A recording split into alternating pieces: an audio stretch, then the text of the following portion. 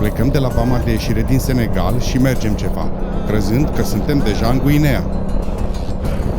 Încet, savana se transformă în junglă, uite pe mie.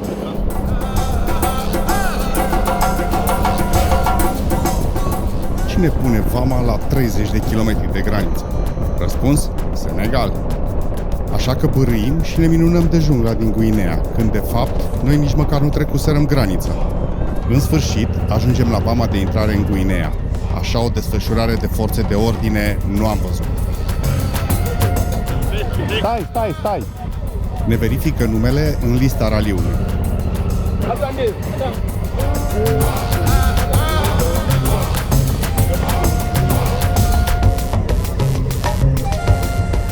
Și aici au început să apară și pozatorii, care vreau să-și facă poze cu motocicliștii. Can I take a picture with you? Take a picture? Of course, yes, no problem. Come here. Sau doar cu motocicletele lor.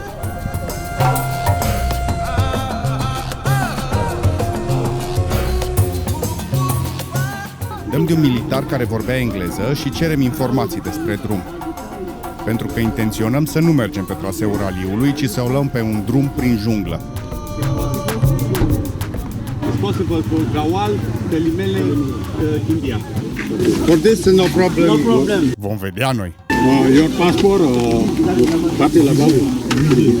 Yeah. Mai facem o dată verificarea la trasee și plecăm spre Gawal. Am hotărât să mergem pe drumul ales de mine între Gawal și Kindia. Desfășurarea de forțe de ordine din Guinea nu era doar în vamă. Pe tot drumul erau polițiști. Sub copaci, la intrările și ieșirile din localități, erau polițiști care ieșeau în drum și ne salutau. Aveam de făcut 160 de kilometri până în Gawal, așa că ne mișcăm cu talent.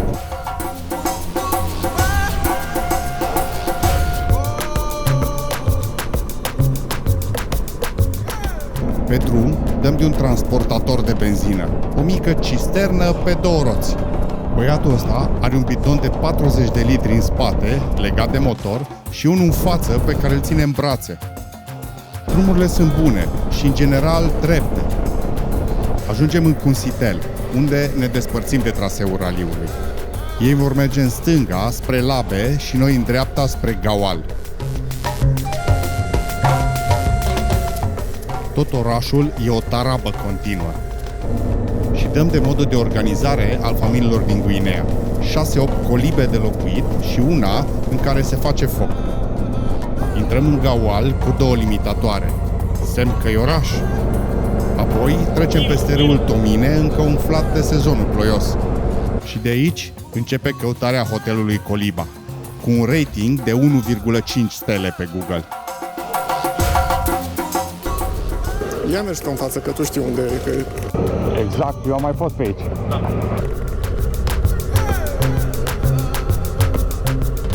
Cu cât ne afundam printre străduțe, cu atât creștea anxietatea. Dar știam că hotelul e lângă o școală. Cumva asta ne liniștea. Dăm de școală, dăm și de niște elevi care ne arată unde e hotelul.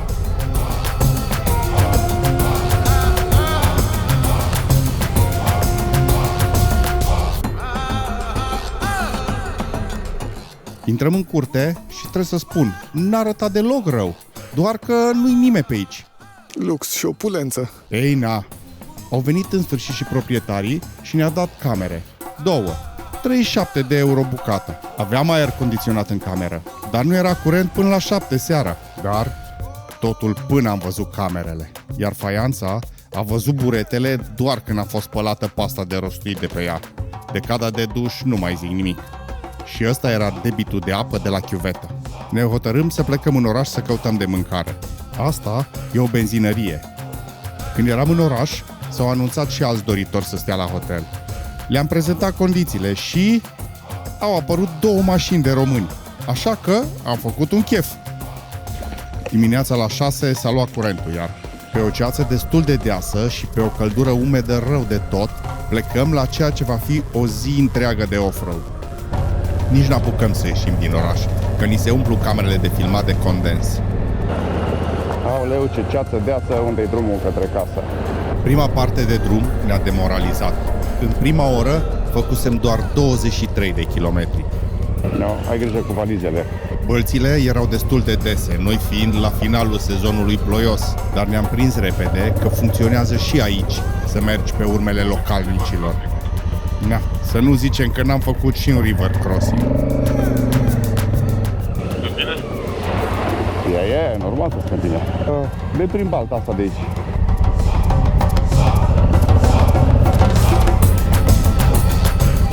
Doar că în unele locuri nu puteam trece și cu bagajele, așa că improvizăm.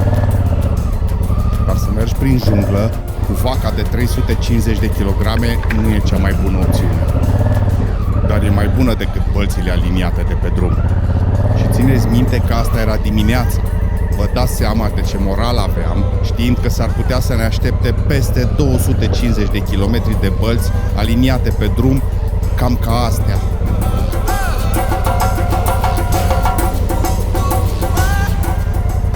Dar într-adevăr, cred că drumul ăsta ar fi fost pe gustul lui Cătă. E vorba de Cătălin Nene, prietenul nostru.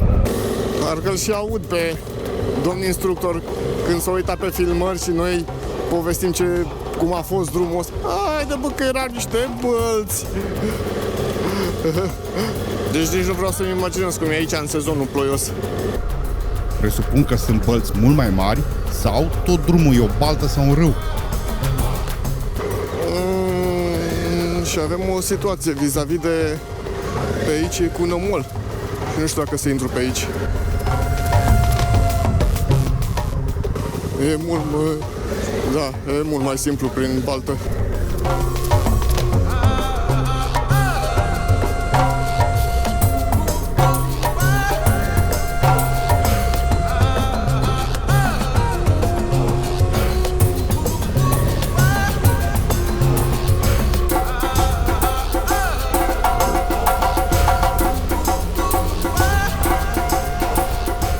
Ieșim din pădure, junglă și ajungem în savană, soarele ce acum răsare.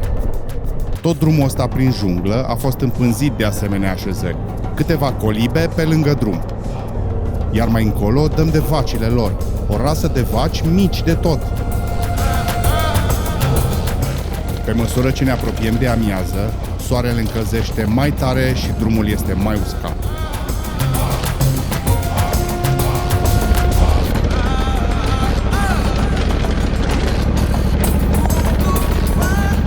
Drumul nu are numai noroi sau piatră, ci, pe alocuri, iese stânca afară, ca să avem toate suprafețele.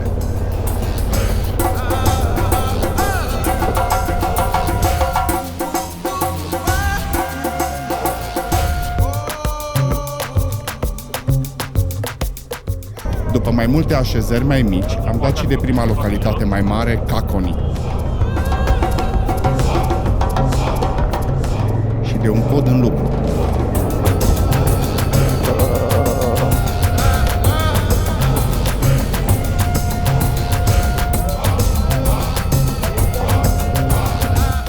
De aici s-a terminat drumul plat. Am început o serie de urcări și coborâri.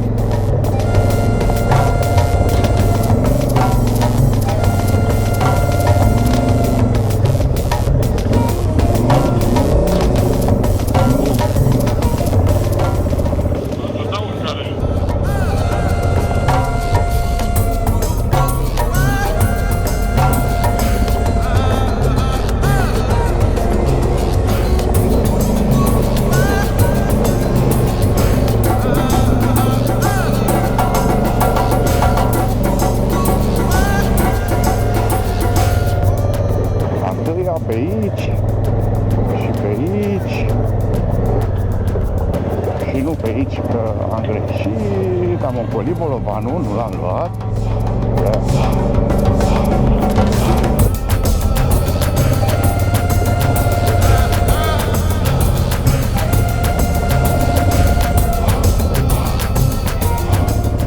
Hai în pula mea odată, na.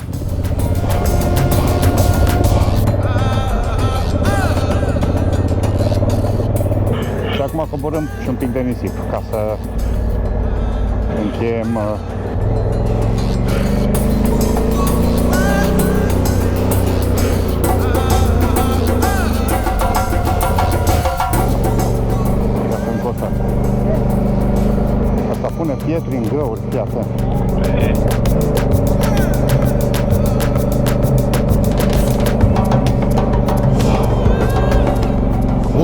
drum, lasă dracu peisajul.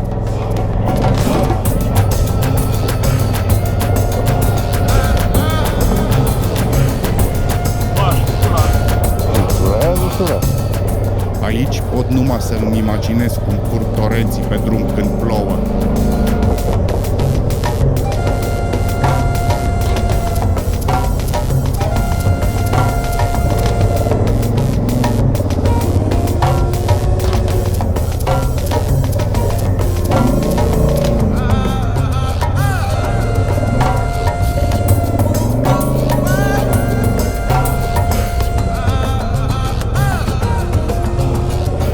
Și dăm de camionul ăsta aici.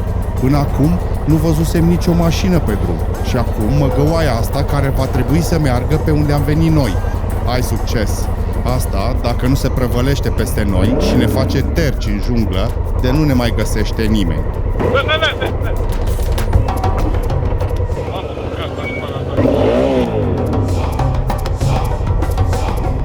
Că pe ce să mă atingă? Și, în sfârșit, intrăm în Telimele, cel mai mare oraș de pe drum, poziționat aproximativ la mijloc, Telimele. cu asfalt pe străzile tele. Nici măcar n-am oprit. Deja timpul ne presa. După oraș, un drum amenajat. Ne ajută să mai creștem puțin media orară, că era deprimantă rău. Măcar te-ar ține câțiva kilometri. Dar când te ia valul...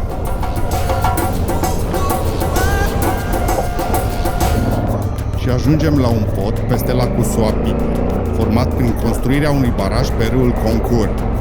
Barajul ăsta e motivul pentru care a trebuit să mergem pe drumuri locale. Drumul național de la Telimele la Chimbia este inundat și poduri nu au făcut.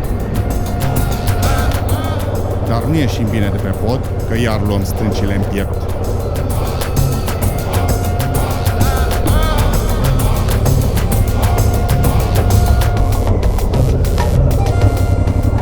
Nivou, frate, nu altceva.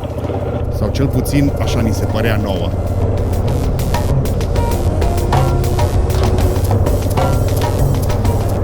După Telimele am mai văzut mașini pe drum, dar cum erau încărcate și câți oameni duceau, ceva de groază. Asta avea 8 oameni înăuntru și unul sus pe bagaje.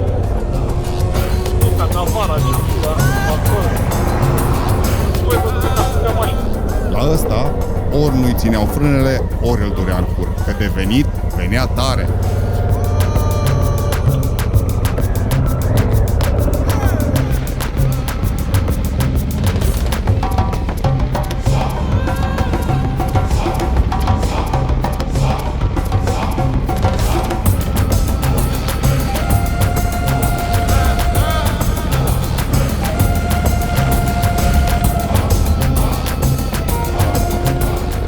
Vreo 40 de kilometri înainte de cazare, drumul a început să fie mai drept. Și am crescut ritmul. Nu mai prea aveam răbdare și nici prea multă energie.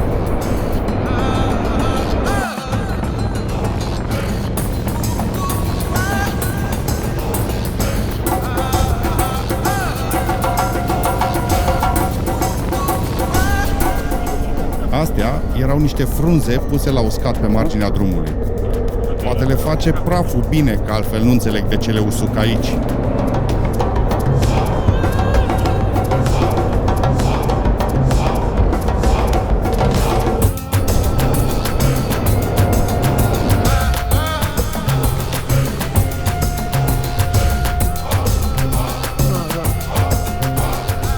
Și ajungem la drumul național. Și ce drum! Și ce circulație! Era mult mai bine în junglă. Ajungem în Chimbia, alimentăm la o benzinărie și aflăm că hotelul nostru e în altă parte decât aveam noi marcat pe hartă. Așa că întoarcem. Va trebui să facem la un moment dat stânga. Tare mie că nu o să fie drum de țară, așa o să fie un drum din asta. Aici trebuia să fie un drum, e Kettle, ăsta de aici. Am văzut ăla din asta. Holy shit! Scoate traction control-ul, ai belit aici. exact pe același lucru și la mine. Am făcut o plonjare.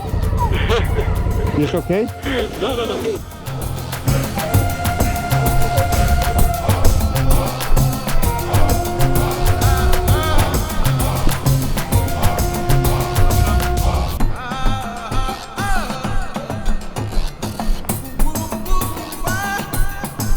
Yo! de acolo.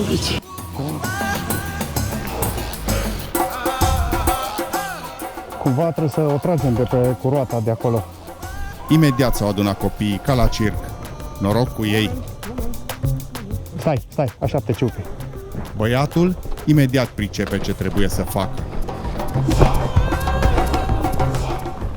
Vezi că scapă roata. A înțeles imediat care e problema și a apăsat frâna de spate până când Ciupi a reușit să strângă frâna față. Așa, gata. Ok. Cu motocicleta ridicată și cu roata mutată de pe marginea betonului, eram gata de mers mai departe. Continuăm urcarea pe strada dată de Google și după câteva viraje ajungem la hotel. Hotelul drăguț, curățel, cu multe clase peste coliba, dar noi murdari și roșii și în albul ochilor. A doua zi de dimineață am încercat să spălăm cât de cât motocicletele și echipamentul. După care o luăm prin oraș spre cascada unde va fi bivouacul raliului din seara asta. Ca de obicei, asfalt este doar pe două străzi principale. Ajungem la parcul unde e cascada.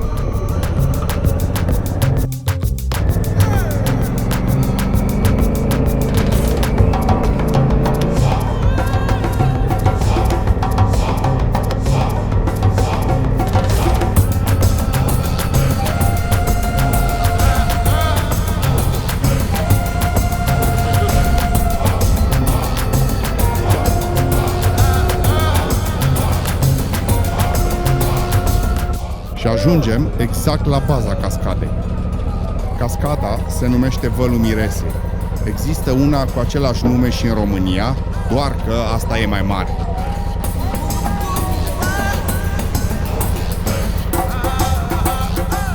Impresionant!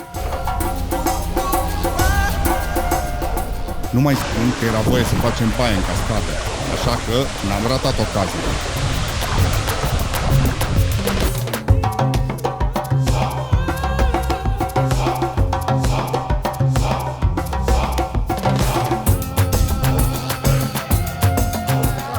Se pare că o să fie și spectacol aici.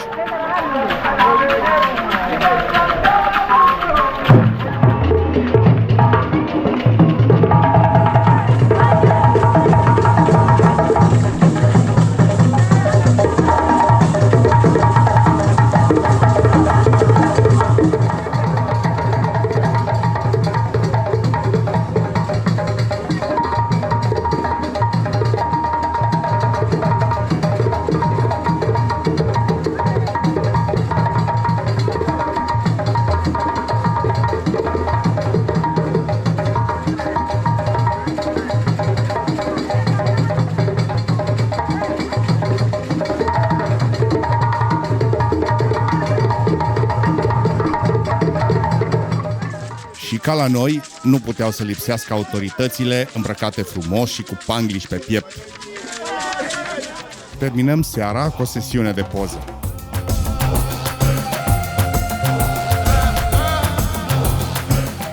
În episodul următor avem parte de o pană, ploaie, plajă și final de raliu.